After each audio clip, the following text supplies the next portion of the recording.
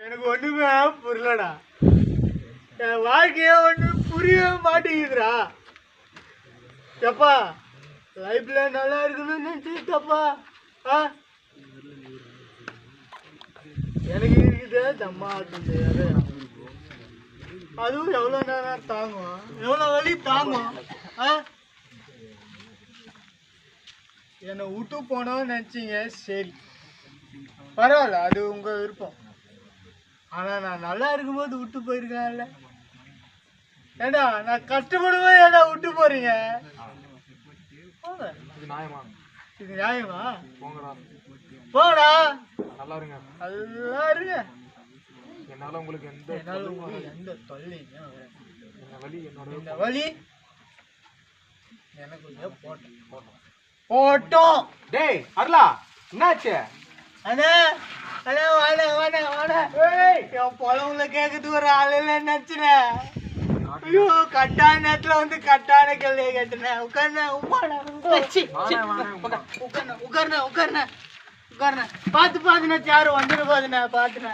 டேய் வேண்டாவ, அண்ணனுக்கு ஒரு பாட்டில் எத்தினாடா. பாட்டிலுக்கு மேல 10 ரூபாய்.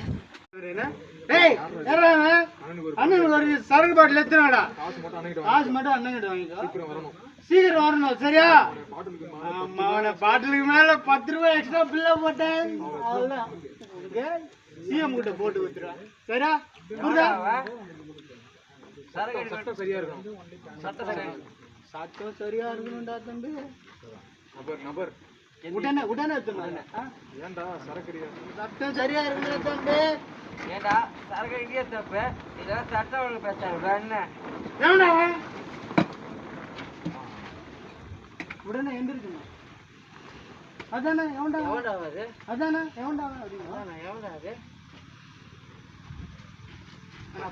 நான் போகும்போது முறைச்சு பாக்குறேன். எப்பா எப்பா அப்படி எப்பா எப்பா எப்பா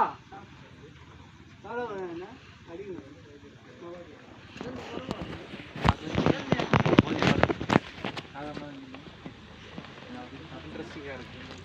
அதான் வீட்டுல இருந்து வர பையன்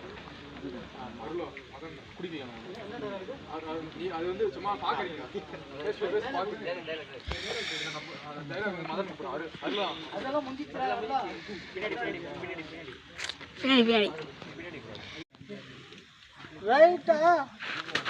வார்த்தைக்கு ரைட்டா கேக்குறேன் மிஸ்டர் அருளன்.